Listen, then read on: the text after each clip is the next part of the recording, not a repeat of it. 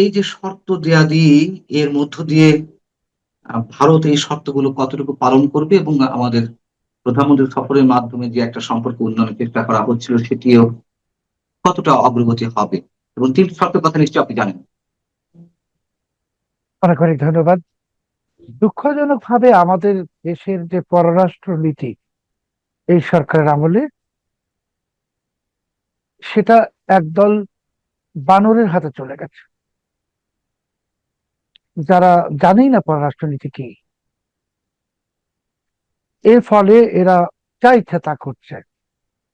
এখন ধরে নিন, ওনারা যদি মনে করেন যে আমরা পাকিস্তান হয়ে গেছি, আমাদের পারমাণবিক বোমা আছে, তাহলে তো ব্যাখ্যাটা একরকম। কিন্তু খোদ পাকিস্তান, যে নাকি সত্যি পারমাণবিক শক্তির অধিকারী, সেই পাকিস্তানও তো ভারতের সাথে সিন্ধু নদীর পানি বিষয় নিয়ে কিছু করতে পারছে না, দিচ্ছে না। দ্বিতীয়ত হলো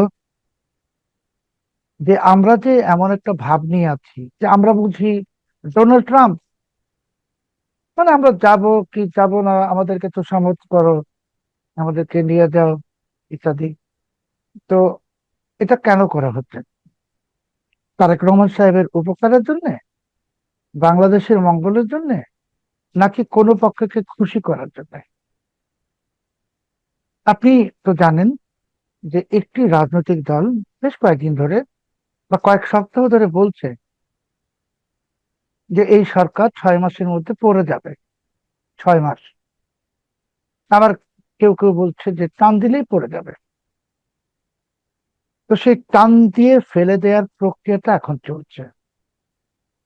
কারণ যদি প্রধানমন্ত্রী ভারত সফরে না যান, আমরা তো পানি চুক্তি আর নবায়ন হবে না। কারণ গঙ্গা। চলতি মাসের 27 তারিখ থেকে নরেন্দ্র মোদী যে সফরসূচি, উনি আর দেখা করতে পারবেন না। 2027 সালের আগে আর কোনো শিডিউল খালি নেই আজ অব্দি, মানে এখন পর্যন্ত। যখন এই অনুষ্ঠানটা সম্প্রচারে যাবে, তাজ প্যালেস হোটেল দিল্লিতে, যেখানে প্রধানমন্ত্রীর জন্য প্রেসিডেন্সিয়াল স্যুট বুক করা হয়েছে, আরো অনেকগুলো রুম বাংলাদেশ হাই কমিশন করেছে, সেটা কিন্তু বাতিল করা হয়নি। ধরুন যদি কালকে সফর বাতিল হয়ে যেত, তাহলে তো আজকে সকালে হোটেলের বুকিং ক্যান্সেল হয়ে যাওয়ার কথা। হুম, হুম। তাহলে ওনারা প্রতীক্ষায় আছেন, ওনারা আসলে যেতে চাচ্ছেন। ওনারাও জানেন যেতে হবে। কেন যেতে হবে? যে প্রথমত তো গঙ্গার পানি চুক্তি নবায়নের জন্য যেতে হবে। তারপরে ধরুন আমাদের তো জ্বালানি লাগছে ডিজেল, সেটা তো আর পাকিস্তান দিতে পারবে না, আমেরিকাও না, ভারত থেকে নিতে হবে। তো ধরুন ভারত দিল না, তাদেরও তো নিজস্ব চাহিদা আছে, দিল না, না দিলে তো আপনি জোর করতে পারবেন না। ভারতও দিতে বাধ্য না, দিল না। বা আপনি যে নেপাল থেকে বিদ্যুৎ আনবেন ভারতের মাটি ব্যবহার করে, সেটাও অনুমতি দিবে না। এবং আপনার তো একটা সমস্যা, যেটা বড় সমস্যা, যে দেখুন আমরা শুনছি গল্প, চীন বিনিয়োগ করবে বাংলাদেশে, সেটা কিন্তু ইনফ্রাস্ট্রাকচারে। বিনিয়োগের প্রথম শর্ত হলো বিদ্যুৎ এবং গ্যাসের সরবরাহ নিশ্চিত করতে হবে কারখানা করতে গেলে, যে কোনো কেউ। তো বিদ্যুৎ তো নাই। গ্রামে তো এখন 20 ঘন্টা 22 ঘন্টা বিদ্যুৎ থাকে না। আপনার গ্রামেও একই অবস্থা, আমার গ্রামেও একই অবস্থা। আর শহরে তো আমরা যে যেই এলাকাতেই থাকি, একাধিকবার অনেকবার লোডশেডিং হচ্ছে। এই পরিস্থিতিতে বিনিয়োগ দিবে চীন, কিন্তু তো বিদ্যুৎ জ্বালানির গ্যাসের সরবরাহ নিশ্চিত করতে হবে। সেটা তো সরকারের লোকজনেরাই বলছেন যে 2 বছরের আগে এই সমস্যা স্বাভাবিক হবে না। তার মানে চীনের বিনিয়োগ আসবে না, এশীয় উন্নয়ন ব্যাংক বা বিশ্ব ব্যাংকে টাকা আসবে না, কিছুই আসবে না। একটা পথ ছিল, আপনার মনে আছে, যে বিএনপি সরকার যখন 91 সালে সরকার গঠন করে বেগম খালেদা জিয়ার আমলে, তখন ভারত এক্সিম ক্রেডিট দিয়েছিল বাংলাদেশকে, ঋণ দিয়েছিল। তো সেই 1991 ভারত আর 26-এর ভারত তো এক না, এখন তাদের টাকা দেওয়ার মতো অনেক সক্ষমতা আছে। ইচ্ছা করলে ভারত বিনিয়োগ করতে পারে, বাংলাদেশ ভারতের একটি ছোট কিন্তু রাজ্যের সমান। ভারতের যে রেকর্ড ঋণ দেওয়ার ক্ষেত্রে, তারা সহজে ঋণ ছাড় দেয় না এবং দেওয়ার পরিমাণও অনেক কম। আমাদের স্বাধীনতার পর থেকে ভারত যে পরিমাণ প্রতিশ্রুতি দিয়েছে, সেই পরিমাণ মানে প্রতিশ্রুতি রক্ষা করেছে খুবই কম, এবং ঋণ ছাড় দেওয়ার আহ হারটিও খুবই খুবই কম। আপনার এই কথাটার সাথে আমি সম্পূর্ণ একমত হয়ে বলছি যে এই যে আমরা বললাম যে ভারত তো ছাড় দেয় না, ভারত তো দিতে চায় না, এই দিতে না দেওয়ার কারণেই 24 সালের যে পরিস্থিতির সৃষ্টি হয়েছে, ভারত বিরোধিতা উস্কে উঠেছে, পাকিস্তান ঢুকে গেছে বাংলাদেশে, ইনফ্লুয়েন্স পাকিস্তানের প্রভাব।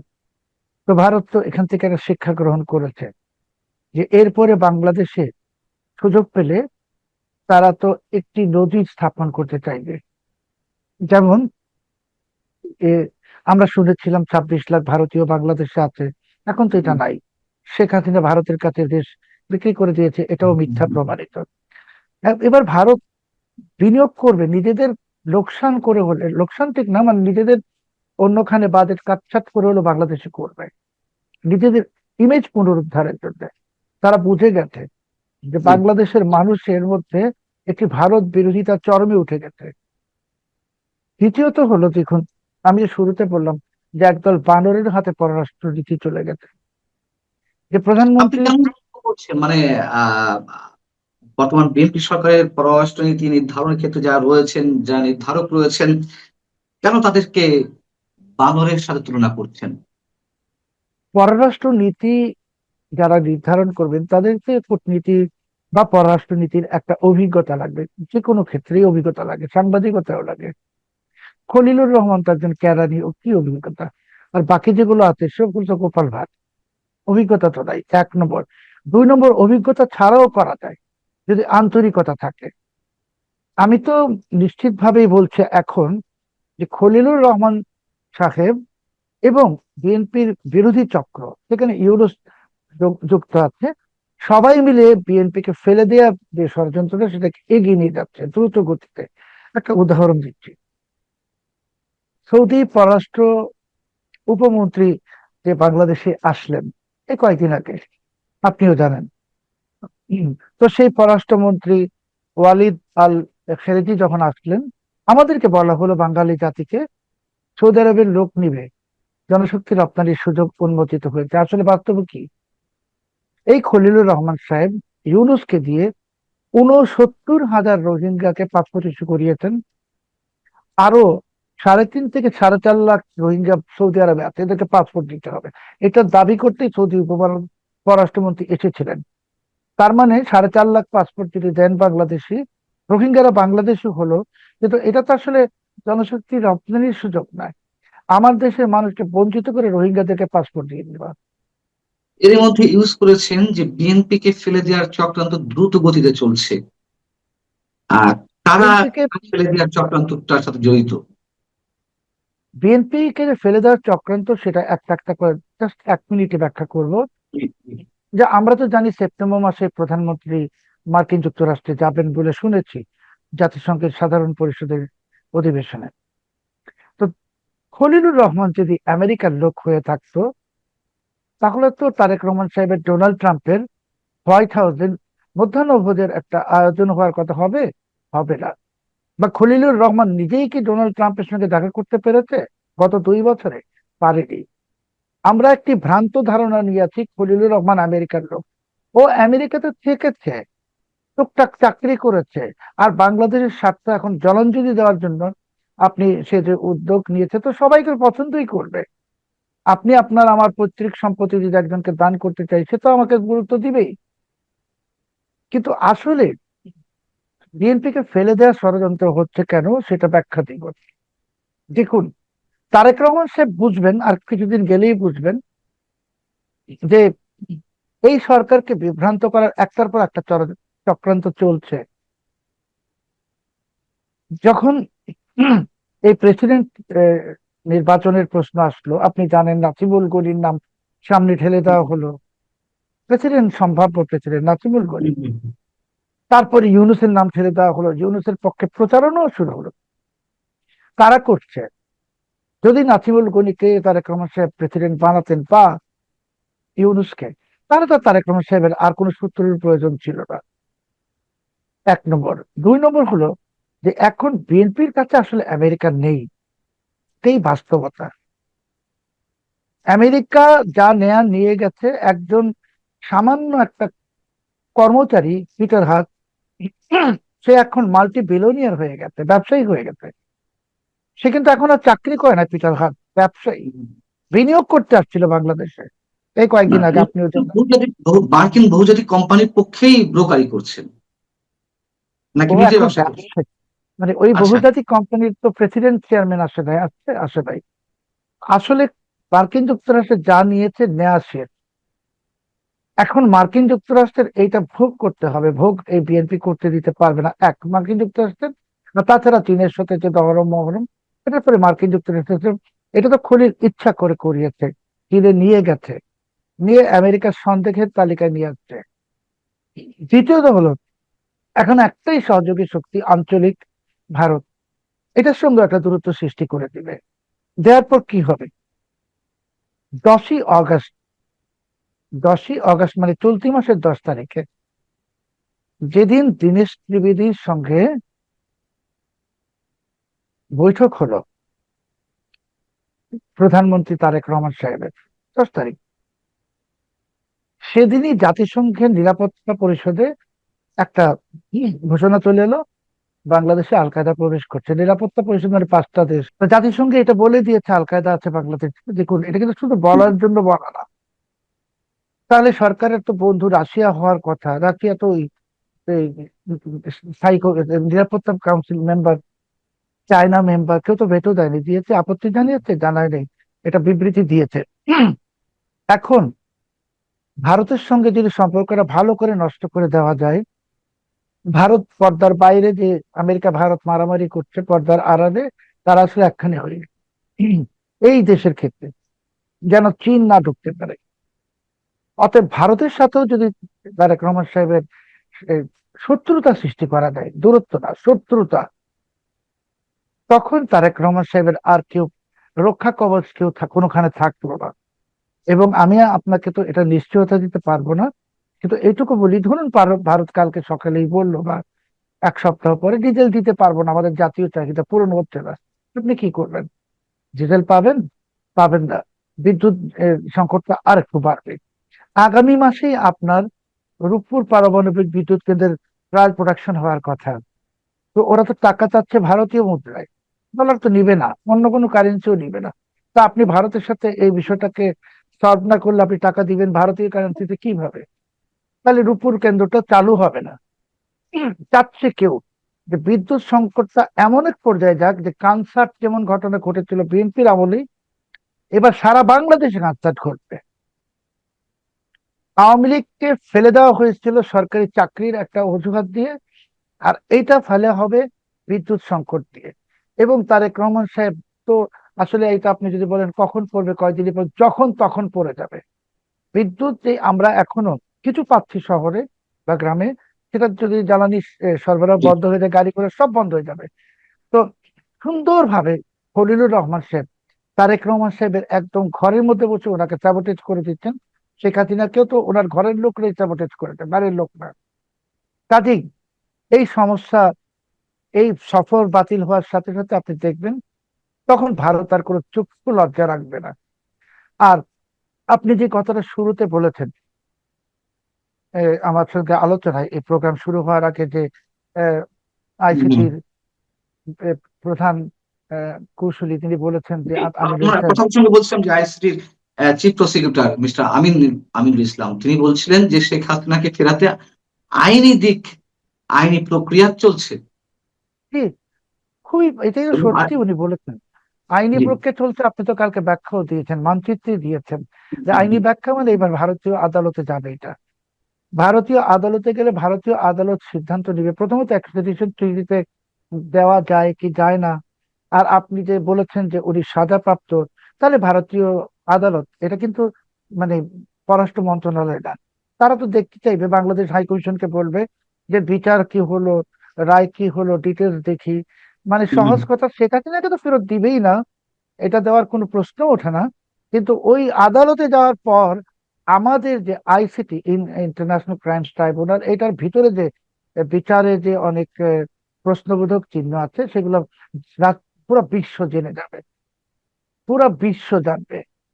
জেনে গেলে এইটা আরেকটা ফাঁদে পড়বে এই সরকার। একটার পর একটা ফাঁদে এবং ফাঁদে সরকারকে ফেলে দেওয়া হচ্ছে।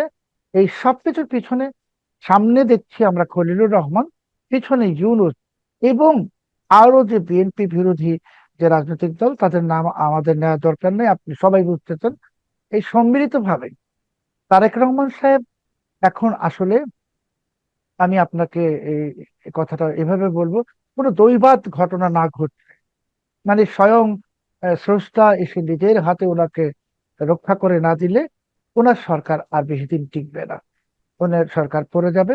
বিকজ, কারণটা কি, যে বিদ্যুৎ ঘাটতি তো চরম আকার ধারণ করবে, জ্বালানি ঘাটতি চরম আকার ধারণ করবে, গঙ্গার পানি তো পাবেন না। আর গঙ্গার পানি নিয়ে এই যে এখন যারা বলছে ভারত যেন না, ভারত যেন না, ওরা চাচ্ছে যে আপনি না যান, না গিয়ে চুক্তিটা নবায়ন না হোক, না হলেই ওরা নেমে যাবে মাথায়, এই মাঠে, যে এই সরকার চুক্তি নবায়ন করতে পারে নাই। তখন কিন্তু এরাই যে মানা করছে এখন, চেন না চেন না, ওরাই তখন বলবে চুক্তি নবায়ন পারে নাই, ব্যর্থ সরকার। দেখবেন সামনে চলে আসছে, এবং খুবই নিকটবর্তী সেই সময়টা, তারেক রহমান সাহেবকে যদি স্বয়ং স্রষ্টা নিজের হাতে রক্ষা না করেন, ওনার যে সাথে লোকজন আছে, এরাই ওনার সরকারকে খুব দ্রুত, অতি দ্রুত ফেলে দিবেন। এবং আজকে তারেক রহমান সাহেবের এই মানচিত্র অনুষ্ঠান দেখে আমার কথা বিশ্বাস করার কোনো দরকার নাই, তবে এই অনুষ্ঠানটা তো থেকে যাবে ইউটিউবে। উনি যখন পড়ে যাবেন, ওনার যখন পতন হবে, তখন উনি ওই অনুষ্ঠানটা দেখবেন আর বুঝবেন যে আমরা সত্যি কথা বলেছিলাম। আমরা সত্যি কথা বলেছিলাম যে এই খলিল তারেক রহমানকে একটার পর একটা ফাঁসিয়ে দিচ্ছে। আমেরিকার সাথে সম্পর্ক নিয়ে গেছে চীনে, জানে চীন কিচ্ছু দিবে না, কিন্তু সম্পর্কটা খারাপ করে দিচ্ছে। এখন এই সরকারের আর কোনো পথ নাই। 24 তারিখে এই যে তাজ প্যালেস হোটেলে এখনো বুকিং আছে। আপনি অনেক অবাক হবেন না, আমিও হব না, যে যদি 23 তারিখ এসে শুনি আমরা প্রধানমন্ত্রী ভারত সফরে যাচ্ছেন। অনেক না, অবাক আমি হবেন। আপনার সঙ্গে মোটামুটি একমত। মানে আমি আপনার মতন ফোরকাস্টিং ঠিক করতে চাই না, তবে আমার ধারণা তিনি যাবেন, তাকে ভারতে হ্যাঁ, যেতে হবে। এবং উনি যে এই নাটকটা করছে কেন সেটাও বুঝাই। মানে উনি এই যে ওনার যে পাকিস্তানপন্থী যে লোকগুলা বাংলাদেশে আছে, ভারত বিরোধী যে অপশক্তি, এদেরকে বোঝানোর জন্য যে দেখো আমরা ভারতের সাথে যুদ্ধ করছি, তর্ক করছি, লড়াই করছি, আমরা ঠিক আছি। এরপরে বলবে যে, ওই যে বললো যে চিফ প্রসিকিউটর বলেছেন আইনি প্রক্রিয়া চলছে, দেখেন প্রবলেম কিন্তু সলিউশনের কথা বলছেন, আইনি প্রক্রিয়া চলছে, তাহলে কি হলো? প্রত্যাবর্তন বলেন আর প্রত্যর্পণ বলেন, ওটা তো আইনি প্রক্রিয়া চলছে, উনিই বলে ফেলছেন। কালকেই শুনবেন যে ওই ওসমান হাদির যে খুনি, ওদেরও আইনি প্রক্রিয়া চলছে, ফেরত দিবে। আসলে একজনকেও ফেরত দিবে না ভারত, না শেখ হাসিনাকে দিবে, না আওয়ামী লীগের কোন নেতা কর্মীকে দিবে, না ওসমান হাদির হত্যাকারীদেরকে দিবে। কেন? কারণ ভারতের মনে আপনি সন্দেহ ঢুকিয়ে দিয়েছেন। আপনি ভারতের যে আন্তরিকতা, সেখানে আপনি খেলেছেন। আপনি মানে খলিল খেলিয়েছে বিএনপি সরকারকে। কারণ খলিল চেয়েছিল যেন এই প্রতিবেশী রাষ্ট্রের একটি সন্দেহের তালিকা আপনি চলে যান, এবং খলিল ভালো করে জানে পাকিস্তান বাংলাদেশকে কিছু দিতে পারবে না। এখন 16 কালা পূর্ণ করে বিএনপিকে ডুবিয়ে দিয়ে এই ডক্টর খলিলুল্লাহ, আপনি দেখবেন, আমার কাছ থেকে আজকে লিখে নেন, উনি আমেরিকায় বসে গিয়ে বড় বড় বয়ান দিবে। তখন আমি এটা বলেছিলাম, সেটা করে নাই, সেটা করলে ওটা হতো, এগুলা বলবে। কারণ এইগুলো কোনো দুষ্ট লোক, আলী রিয়াজ, এই খলিলুর রহমান, আসিফ নজরুল, এগুলো সব দুষ্ট লোক। এদেরকে আপনি যখন এনে কোলে বসাবেন, তারা আপনাকে ছুরি মেরে দিয়ে যাবে। আমি স্রষ্টার কাছে দোয়া করি যে তারেক রহমান সাহেব যেন টিকে থাকেন ক্ষমতায়, এবং এটা সবাই দোয়া করি আমরা। কিন্তু উনি টিকতে চাচ্ছেন না, আমরা দোয়া করলে কি হবে? আমরা আরেকটি প্রসঙ্গে যাই, একটু ছোট করে আলোচনা করতে চাই। সেটি হচ্ছে যে আলোচনার মধ্যে এর মধ্যে চলে এসেছে জাতিসংঘের একটি বিশেষ প্রতিবেদনের, যে নিরাপত্তা পরিষদের যে বিশেষ প্রতিবেদন, সেখানে বলা হলো কদিন আগে বাংলাদেশে আহ আল কায়দা তাদের একটি বিশেষ সেল খোলার চেষ্টা করছে। এবং এ বিষয় নিয়ে তো আপনি অনেক কথা বলেছেন এবং এই আলোচনাতেও এর মধ্যে কিছু হিন্টস দিয়েছেন। এটির পিছনে কি কোনো খেলা আছে নাকি সত্যি সত্যি আল কায়দার একটি বিশেষ সেল খোলার চেষ্টা করা হচ্ছে, জঙ্গি তৎপরতা বাড়ছে? এবং আমি আরেকটা নিউজ দেখলাম যে ডক্টর ইউনূসের সময় যারা জেল ভেঙে পালিয়েছিল জঙ্গিবাদী কার্যক্রমের সাথে অভিযুক্ত বা যাদের জামিন হয়েছে, এরকম সম্ভবত আমার যদি খুব বেশি ভুল না হয়ে থাকে 142 জনের কোনো নথিপত্র খুঁজে পাওয়া যাচ্ছে না। জেল কর্তৃপক্ষের কাছে যে রেকর্ড ছিল, সেই রেকর্ড নথিপত্র কিছু খুঁজে পাওয়া যাচ্ছে না। এটা কি খুব স্বাভাবিক কোনো ঘটনা? জেল কর্তৃপক্ষের কাছে নথি ধরেন গায়েবও হতে পারে, পুরাই দিতে পারে, কিন্তু সেই নথি তো স্বরাষ্ট্র মন্ত্রণালয়ে আছে, সেই নথি তো সংশ্লিষ্ট আদালতে আছে। গায়েব হওয়ার কোনো সুযোগ নাই, গায়েব করে দেওয়া হচ্ছে। দ্বিতীয় কথা হলো যে আল কায়দার যে হঠাৎ করে আসছে, মানে আল কায়দা তো আর কি, মানে রকেট নিয়ে নেমে যায়নি বাংলাদেশে। আল কায়দা তো ঢুকেই ছিল, ইউনুস তো আল কায়দাকে ইনভাইট করেছে, ইউনুস লস্করে তৈয়বাকে ইনভাইট করেছে। এটা তো সবাই জানে। এবং এই যে বোমাগুলা আপনি আপনার কন্টেন্টে বলেছেন যে প্রেসার কুকার বোমা, এটা লস্করে তৈয়বা এবং আল কায়দা ছাড়া অন্যরা কেউ ব্যবহারও করে না। আর আমরা তো বাংলাদেশে এটা দেখিও নাই এর আগে। এই যে আহ, জাতিসংঘে যেটা এসছে, এটা সাবধান বাণী না, এটা একটা ধমক, ভয়ঙ্কর ধমক। এবার আপনি নিশ্চিত থাকুন যে বিএনপি সরকার যদি এই জঙ্গি ইস্যু নিয়ে আরো একটু খেলতে চায়, সেটা খেলেছে অলরেডি এই পাইপ বোমা ইত্যাদি নিয়ে, হুম, হুম, হুম। এখনো বলছেন নিও জেএমপি। ভাই, জঙ্গি সংগঠনের নাম এরকম এই ইংরেজি হয় না। এটা মিষ্টি বা বিরিয়ানির দোকান না, নিউ অমুক মিষ্টান্ন ভান্ডার, নিউ অমুক বিরিয়ানির দোকান। আপনারা স্বীকার করেন এটা আল কায়দা, আপনারা স্বীকার করেন এটা লস্করে তৈয়বা, কারণ এই বোমাগুলো তো তারা বানায়, স্বীকার করেন। স্বীকার কিন্তু এখনো করছেন না। না করার ফলে আপনি গ্যারান্টিড থাকেন যে এই বিএনপি সরকারের উপরে, বিএনপি সরকার মানে সবার উপরে জাতিসংঘ, মার্কিন যুক্তরাষ্ট্র, ইউরোপীয় ইউনিয়ন, সবার পক্ষ থেকে একটার পর একটা নিষেধাজ্ঞা আসবে। এক, জাতিসংঘের শান্তিরক্ষী মিশন থেকে বাংলাদেশের সশস্ত্র বাহিনীকে পত্র পাঠ বিদায় করে দেওয়া হবে। এবং তখন তারেক রহমান সাহেব বুঝবেন যে ওনাকে কিভাবে নানান দিক থেকে স্যাবোটেজ করে দেওয়া হয়েছে। খলিলুর রহমান তারেক রহমানের জন্য আর অসংখ্য আন্তর্জাতিক শত্রু না হলেও প্রতিপক্ষ দাঁড়া করাচ্ছেন। আর ওই যে পাকিস্তান পাকিস্তান যেটা বলেন বা মানুষ বলে, পাকিস্তান তো কোনো কিছু করার, সহযোগিতা করার শক্তি রাখে না, তো ভিখারি রাষ্ট্র। আর পাকিস্তান কিছু করবেও না। পাকিস্তান চায় বাংলাদেশ ধ্বংস হয়ে যাক, এবং সেই স্বপ্নটা তাদের পূরণ হবে। সেই স্বপ্নের দিকে বাংলাদেশ এগোচ্ছে। তারেক রহমান সাহেব 17 বছর পর যখন এই দেশে এসেছিলেন, একটি পরিকল্পনা নিয়ে উনি বলেছেন, এখন আমি ওনাকে বলেই দিচ্ছি যে আপনি রিটার্ন টিকিট কেটে ফেলতে পারেন, আপনার যাওয়ার সময় হয়ে গেছে। আপনি আমার কথা বিশ্বাস করার একেবারেই দরকার নেই, আপনার রিটার্ন টিকিট রেডি রাখেন, আপনি চলে যাবেন। কেন চলে যাবেন সেটা আপনি, এই ভারত সফরটা বাতিল হোক, তার 15 দিন বা 1 মাসের মধ্যে আপনি টের পাবেন। যখন টের পাবেন তখন বুঝবেন খলিল কত বড় ক্ষতি করেছে, তখন অনেক দেরি হয়ে যাবে। আমার শেষ প্রশ্ন, আমরা খুব দ্রুতই শেষ করব। তার আগে যে উত্তরটি চাই আপনার কাছ থেকে, সেটি হচ্ছে যে আপনি বলছেন ইউরোপীয় ইউনিয়ন বা যুক্তরাষ্ট্র বা অন্যান্য যে সংস্থাগুলো আছে তারা একটা পর একটা নিষেধাজ্ঞা দেবে। এই নিষেধাজ্ঞার বিষয়গুলো শেখ হাসিনা সরকারের শেষ সময়ে এসে অনেক বেশি উচ্চারিত হয়েছিল। কোনো কোনো ক্ষেত্রে আমরা নিষেধাজ্ঞার বিষয়টি দেখেছিও। র্যাবের উপরে তো নিষেধাজ্ঞা দেওয়া হলো 2022-এর দিকে সম্ভবত, বা 2021-এর দিকে। তারপরে বিভিন্ন জনের ভিসা নিষেধাজ্ঞা আরোপ করা হলো।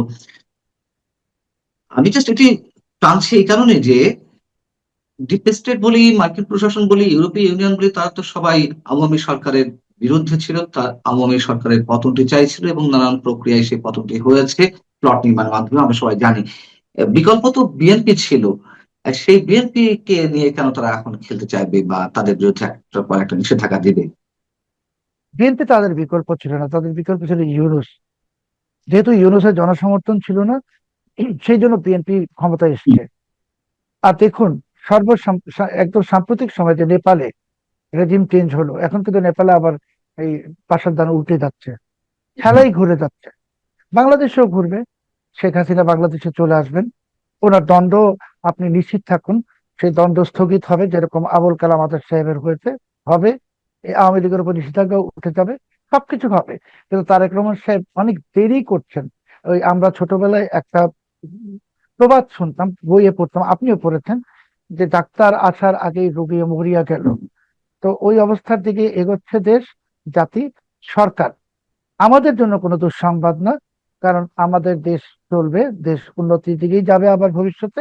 তারেক রহমান সাহেব যে সুযোগটা পেয়েছিলেন 17 বছর পর, সেই সুযোগটা উনি একেবারে হাতছাড়া করেছেন হেলায় ফেলায়।